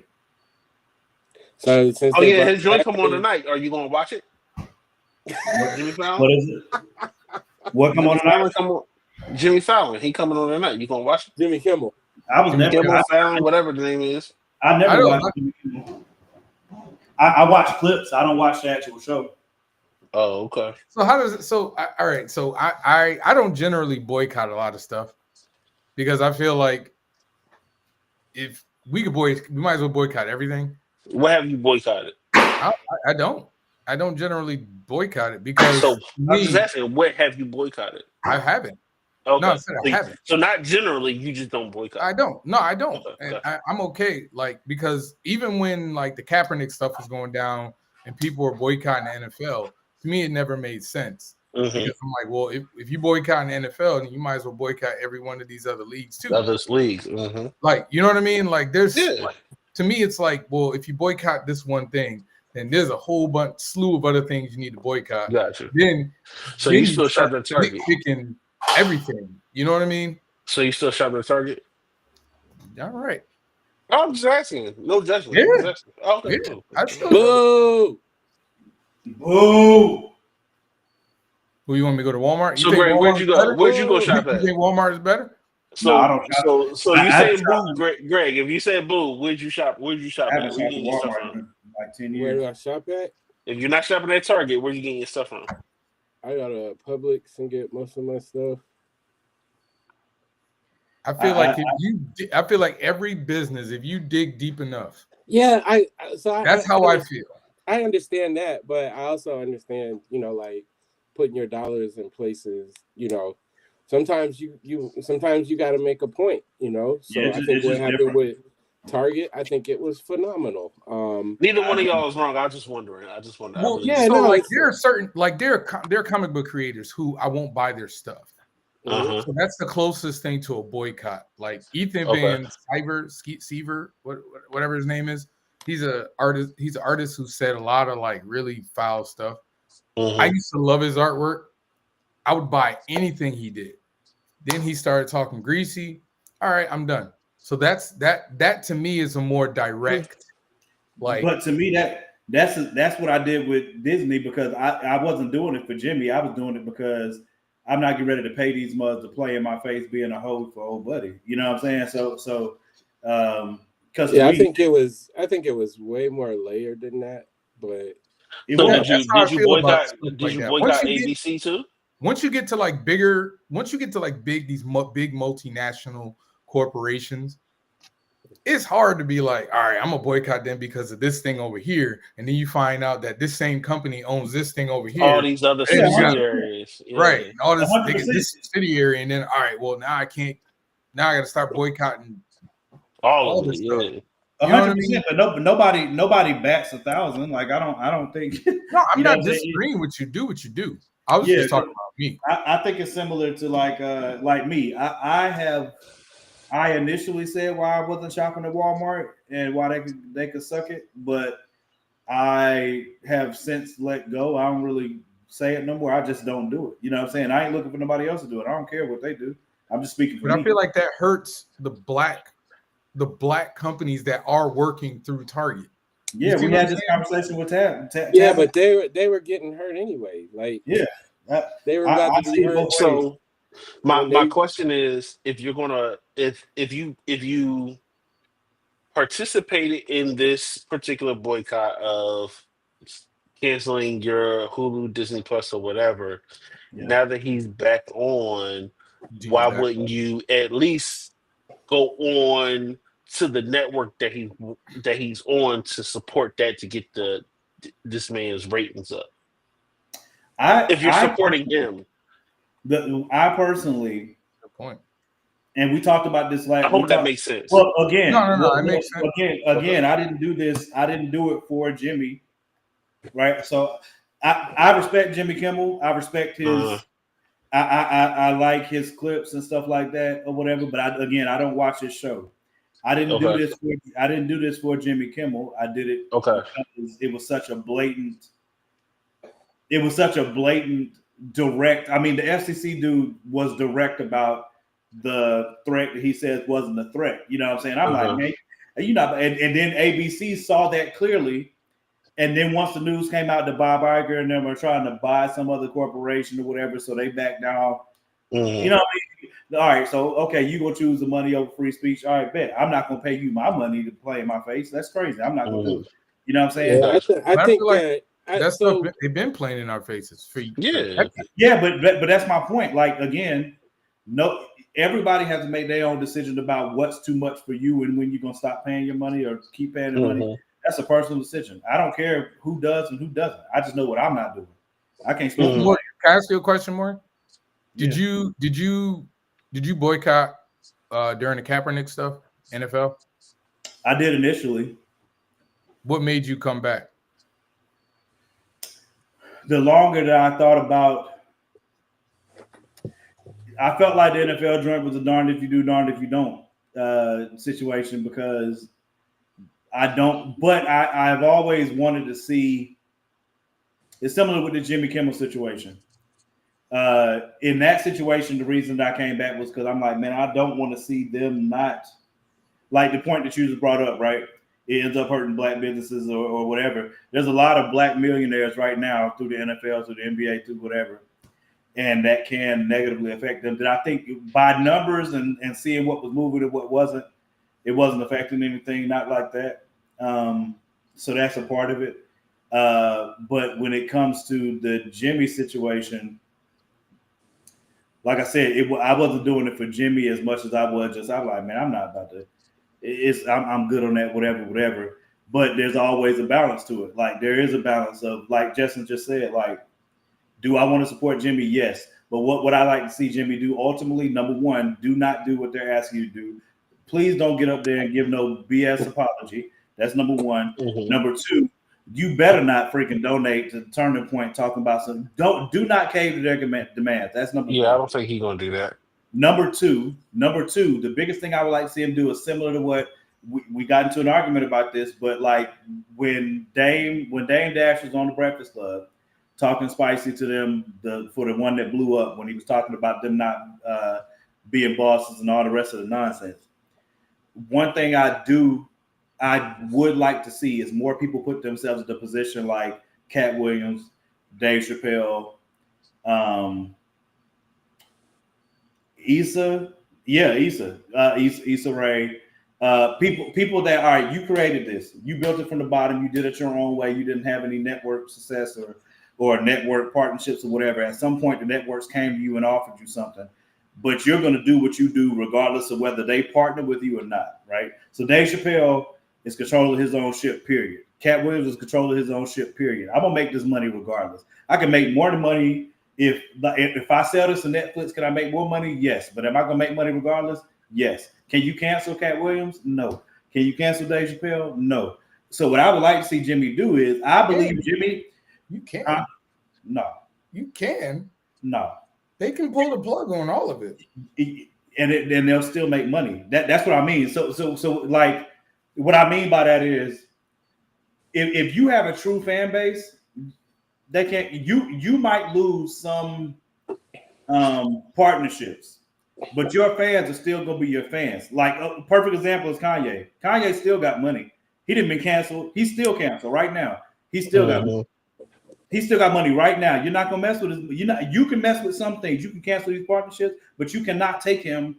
You can't take all of his money. It's not possible because he still has fans to support him right now. The artist that shall not be named, right? That we don't name on the show. He still got people trying to pay to get him out right now. I mean, there's a certain level of canceling, right?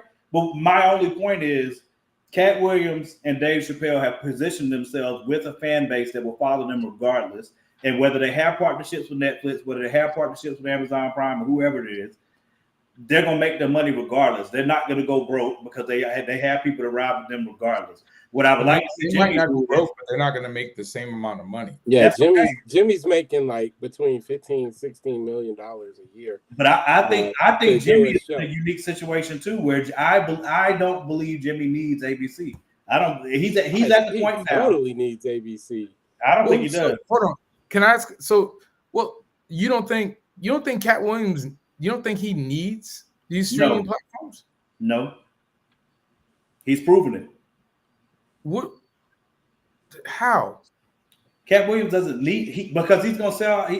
Will he make as much money as he's making with those partnerships? He tours a lot, so he's but there's different touring money, and then there's you getting streaming money. Like there's again, I'm not telling you that your business is going to be just as successful. I'm not saying that. What I'm saying is I would rather have a very well established business and I'm going to make more than enough for me and mine, right?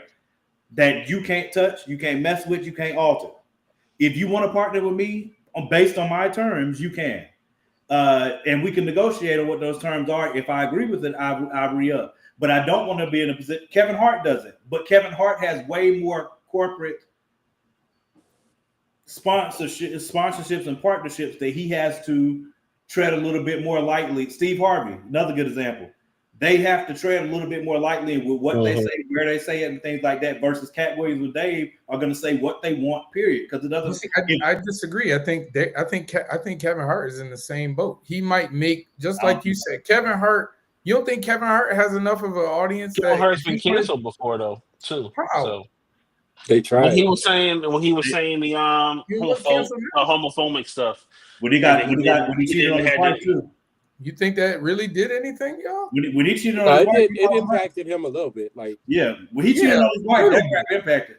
No, I mean when I say a little bit, I'm saying like it probably would break people like us. But he's got But that makes my point though. Like the point I'm making is I'm only saying I think Cat Williams, I think Kevin Hart is in the same boat as Cat Williams and Dave Chappelle. I think if he wanted to be like, I don't need all these, whatever, his money is fine. Yeah, I think Kevin's got way more money than Cat. Cat, yeah. Well, yeah, he does. He has way more money. Because you're gonna take a hit if you decide to walk away from any of these dudes decide to walk away from the streaming money, they're gonna take a hit. Now they can still be out there making money, but they're gonna take a hit. Now, that doesn't like the only point I'm trying to make is they're making it independently as opposed to being. I get that. Major. I would rather have my own business stand up. And that's what I'm saying. Kevin is the same. He's in the same boat, but he has more partnerships than they do. But he's also like Kevin's also not independent like they are. Right. He's not. You don't think he runs? You don't think he's not. He's not. The same with Mayweather. I gave Mayweather as an example last time. Mayweather was letting other people promote. Bob Arum was promoting a whole bunch of his stuff. I want to say Don King was promoted at some point. Kevin executive produces his stuff though.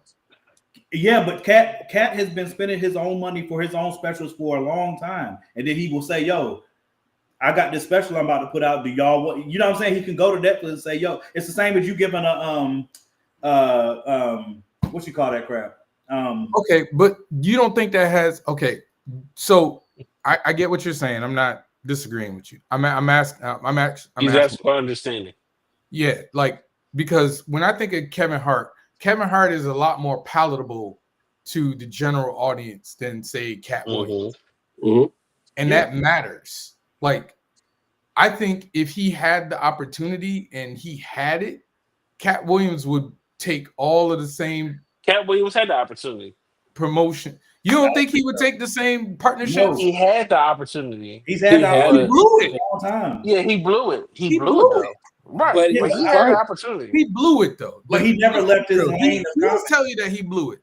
He says it. He'll also tell you that like some of him blowing it was choices because he doesn't want to play the game.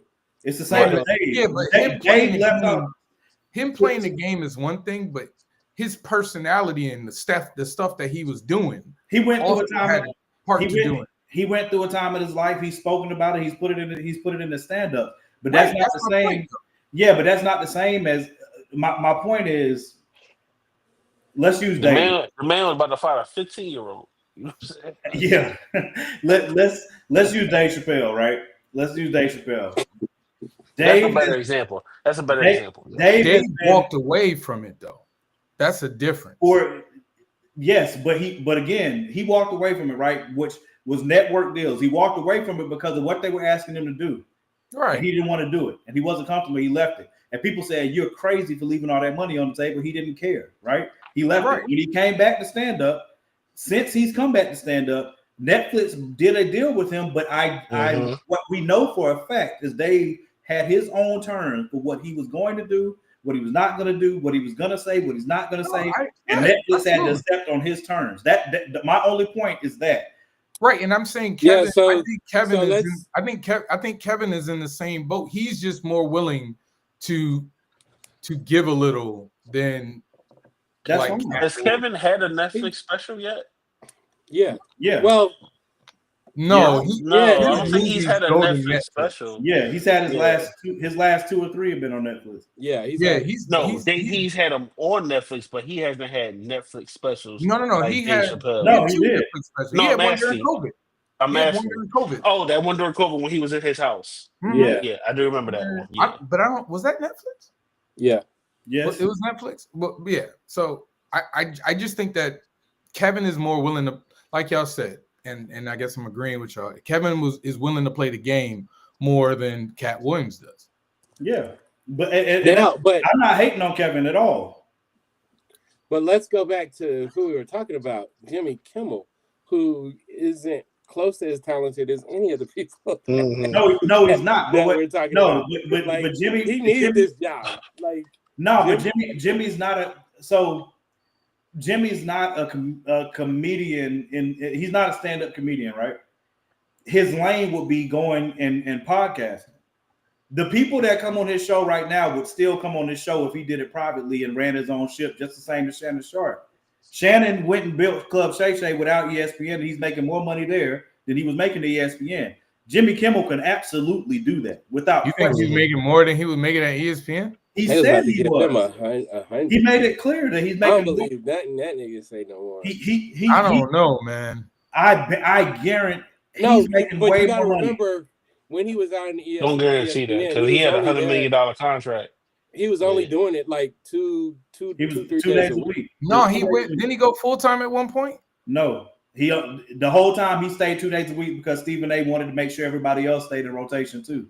RC, he wanted RC to still be. I feel like I heard his contract from there was super big though. Yeah, it was getting ready. It was over 100 million. Saying like, there's no way he was making more. It was still 2 days a week, but I'm telling you, right? But he's not making more than he was making on his podcast. That's all. You can Google it and find where he says it himself. I'm telling you what he said. I'm not making it up. He said it. He said, and the reason it makes sense is because he owns everything that has to do with Club Shay Shay. It's again, Mayweather's the best. That's his IP. That's his IP.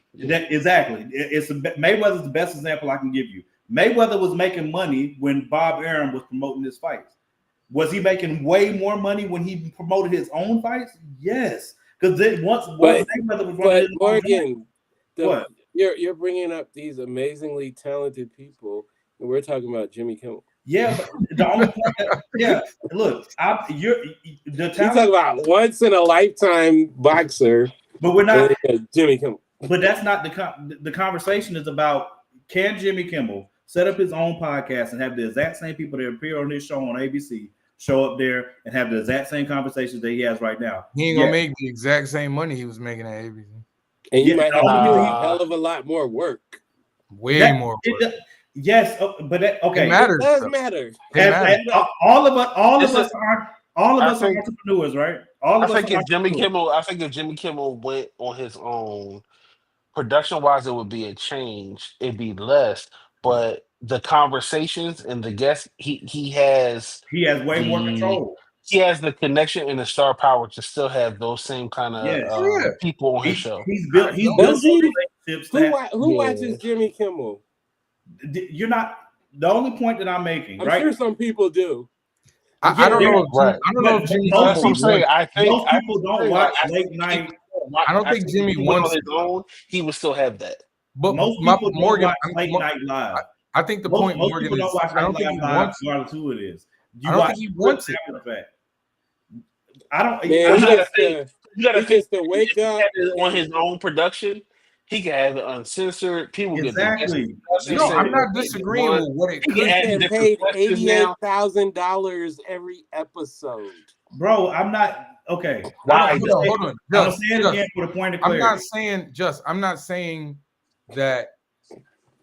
I'm not saying that it couldn't be better, like content wise.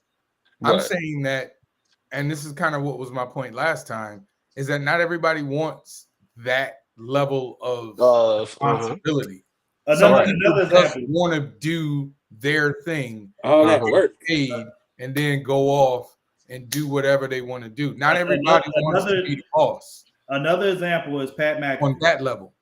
Another example, and that's what I was going to bring up. Another example is Pat McAfee. He built his own thing offline. ESPN saw the value in it and said, "We got to get this dude. I'll pay him whatever it takes to get him here because of the audience he's bringing." Right, he built it. Right, that's all I'm telling you. I get what you're saying. All I'm saying is I would rather own it myself. I understand that. I understand that. I'm only saying that's what I would like to see Jimmy do. I would like to see him. I don't think it depends on what ABC does. If ABC and Disney are not going to back him, they removed the suspension already. They did, but the affiliates are still blocking it. There's two affiliates. Give them a week. Once it gets through the news cycle, they're not going to change. I don't think they're going to back down. Well, then let them. The people that's going to get forced into a corner is Disney. The affiliates don't have to do anything. The only way the affiliates move is if people in those local places that want to see Jimmy Kimmel start boycotting the ad revenue on those TV shows that run while Jimmy Kimmel's on. That's the only way you're going to be able to make them budge. Other than that, they'll take that L. Disney's going to be the one that has the budge. That's why Disney moved so quick on what they had to say, because all those subscriptions got canceled. They had to make a move one way or the other before it hits the parks. Because people were talking about not going to the parks, not going to the cruises, all of that stuff. It's just money you're going to save, keep in your pocket. Not going to the movies. People were talking about not shooting movies, not directing movies. All of that was on the table. So now we don't even know if people have relented yet, because again, one, it's going to depend on what Jimmy says tonight. It's going to depend on what Jimmy says tonight, and it's going to depend on what's going to happen, because somebody's got to flinch. And ABC semi-flinched already. But these affiliates, I don't think those affiliate people are going to flinch unless or until they feel the financial strain too. So people have to boycott them. And I don't know, because of the level that it takes in order to do that, I don't know that that's going to happen. But I'm just saying. So let me ask this. Why are we not boycotting MSNBC and NBC for firing Joy Reid? That part. Joy was, I think, black. I'm personally happy. Okay, transracial. I'm saying that's her reasons. I'm personally happy about Joy being out of that too, as like I was with Jamel when she left ESPN. I'm happy ESPN for that. When people leave these corporations and go do their own thing and build their own. No, she got fired, so we got to say it correctly. Why though? Why did she get fired? Who? Because she's a white woman, or did she do some other shit? Then Michael get fired, or did he just leave? Mike's been with NBC. No, I can't remember if he got fired though. No, Jamel got fired, and he left when she left. I think Mike just left because he wanted to work with Jamel. No, he left, and then he started doing. They weren't doing the show together. Nah, I used to listen to that podcast. I listen to that podcast. That's from Minnesota. Oh, sorry. But I just like it. I like the more people. I'm happy for Joy Reid. I'm happy for Don Lemon. the people that are leaving that space where you already know that you're fighting tooth and nail as it is, and you can go build your own thing, and then later on they're going to end up partnering back up with you. I'm happy for Roland Martin. Roland ain't looked back at CNN since, and I love it. You know what I'm saying? Like, I would rather people go do their own thing, build that crap out. You got your living, you still gonna make your living. But that's not my point. Is why are we not like getting the pitchforks and boycotting? The reason that the Joy situation was different. I don't remember Joy getting fired for. They didn't even give a reason, actually, but it wasn't for free speech. We know the reason, though. Yeah, because it's not just happening to her. It's happening to a lot of Black women first, and now it's happening to, you know. But that's not. Once it gets to once it's a white man that's being impacted, now we ready. This is just me personally. Now we ready to, you know, pick up and boycott and all of that. But when it's happening to Black people in all these different spaces, whether it's the political spaces or the media, it's like cool. But then they get Jimmy, who we don't even watch. I think it's a different situation. I do too. Yeah. White man versus Black woman. No, I want that. I think it's because, again, if Joy had said what Jimmy said, and she got put off air for that, then I think the response would have been similar. I can't say the same because I don't know that white people would have jumped on board for Joy the way that they did with Jimmy. This is white on white crime right now. This is what we're looking at. Yeah, and we standing in the middle, like we just been here a while. Okay. We should be dancing. We always in the middle. That's what it always. But white on white crime is support of us, though, or is support of what we're against. Not in support of us. It's in support of what we're against. It was about free speech, bro. Like, you already knew that. Wait, why you made that face, Greg? Huh? Why you made that face? I was agreeing with what you're saying. Okay. It's about free speech. They're going to reach as far for everything as they can, and the big thing that we'll see that is next year for midterms. Like, are we actually going to have free and fair midterms, or are they going to be not free and fair? You know what I'm saying? I think there's a perfectly good chance that they are not free and fair. They haven't been. I'm hoping that that's not the case. I'm hoping it doesn't go that far, but I'm not an idiot. And, I saw Project 2025 just like everybody else. So, well, let me not say everybody else. I got to wrap it up. I got this. I got artwork to do. I don't know what we're doing for a topic next week. We got to come up with like 4 new ones so Danny can do the posters. We'll talk about that hopefully tomorrow. But we appreciate y'all as always. Thank you for watching episode 200 wherever we're at, or 184, wherever Javon put up there. And we'll see y'all next week. I didn't write down what the lists were. It don't matter. Yeah, you're right. It don't. I won because I got Black people. I got Black people. I got all Black people. I got Black people. I got frozen. What you talking about? 3 out of 5. Who won the other goes? I know I won with Homeboy. Val Kilmer's Blackish in his movie. I got a dude that's playing another dude. Peace out, y'all. Boo. Peace. Yeah. And move.